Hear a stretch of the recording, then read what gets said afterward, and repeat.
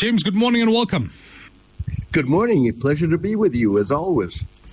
Now, the Israeli Prime Minister, Benjamin Netanyahu, and other leading Israeli figures appear blinded and progressively cornered by the gathering of increasingly dark clouds. Indeed. I just think you need to look outside in, and what you see is Israel is being charged or investigated in 3 independent cases in international courts. You have global, particularly in the United States, but global anti-Israel protests or pro-Palestinian protests. You have a United States that, even though it's not attaching punitive measures, is increasingly frustrated and irritated with Israeli policy. All of that are dark clouds. Yet Israeli leaders, the Prime Minister, and various other leaders seem absolutely oblivious to that. Now, Israel and the U.S. have put the ball in Netanyahu's court, giving Israel a temporary prize. That's true in the sense that you have the ceasefire and prisoner exchange negotiations going on that really seem to be on the verge of producing a ceasefire when Prime Minister Netanyahu came out and said, I'm going to attack Rafah no matter what. Hamas, and you then had the U.S. Secretary of State, Antony Blinken, saying the Israeli offer was very generous. It's now up to Hamas, and if we don't get a ceasefire, it's Hamas's fault.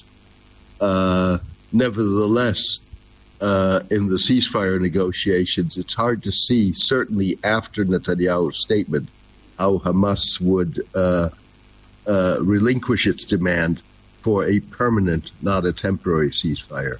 So Netanyahu's future then may now hang on how a military offensive in the city of Rafah plays out.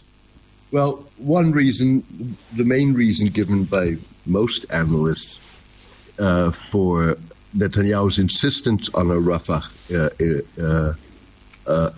offensive is pressure from his far-right coalition partners who threaten to leave the coalition and topple his government if he doesn't go ahead with a Rafah offensive, despite all the international and U.S. pressure. If not to do so, then at least to do it in a form and fashion in which civilians are not put at risk. I think that this is about Netanyahu's future. Israel has 3 goals in the war: destroy Hamas, which it hasn't, release the hostages. The vast majority of hostages held by Hamas have been released in negotiations, not in military campaigns, and the military campaigns until now do not seem to have weakened Hamas's resolve. And the third objective was to ensure that Gaza no longer would be a launching pad for Palestinian resistance. None of those goals have been achieved 7 months into the war. What Netanyahu hopes is that he will destroy in Gaza the bulk of what remains of Hamas's military force. The Israelis say there are 6 battalions left, 4 of which are in Rafah. And he hopes to capture or kill the top Hamas leadership, including Yahya Sinwar, Israel's most wanted man, something the Israelis have not succeeded in doing until now. And so if he fails in Rafah, then essentially we've seen wanton destruction and civilian death with nothing to show for it. Saudi Arabia, meanwhile, appears to have lost confidence in a grand Middle East bargain that would include a resolution on the Israel-Palestinian issue. Indeed. So the United States has long been pressing Saudi Arabia to recognize the State of Israel. Ultimately, a sort of grand bargain was put together in which there would be much more binding defense commitments to the defense of Saudi Arabia by the United States, U.S. support for a Saudi peaceful nuclear program, greater U.S. Saudi access to American weaponry, and in exchange for all of that, recognition of Israel. Saudi Arabia wants that deal, but it needs, or it needed until now, a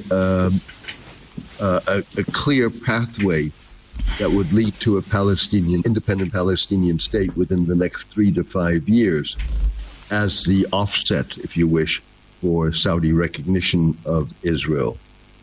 The chances of at this point with this government, and even if this government falls, of Israel agreeing to an independent, sovereign Palestinian state that does not have limitations, for example, on its military force, or some sort of Israeli oversight, the chances for that anytime in the foreseeable future are almost zero. And so what the Saudis have done now is said, okay, let's decouple the issue. Let's go for the Saudi parts of this deal, minus recognition of Israel, i.e. Defense agreement, nuclear support, access to weaponry, and it's simply a agreement between the United States and Israel, because we don't believe that the condition we need for recognition of Israel is feasible at this point. And that's something that the United States is willing to entertain. The problem with it is that the Biden administration most likely will need U.S. congressional approval of the deal. And without a Saudi recognition of Israel, that may prove to be very difficult. All right. James, as always, we thank you for your time. Really appreciate it. It's always a pleasure. Thank you for having me. Have a great week, and listeners can check out James's article on jamesmdorsey.net.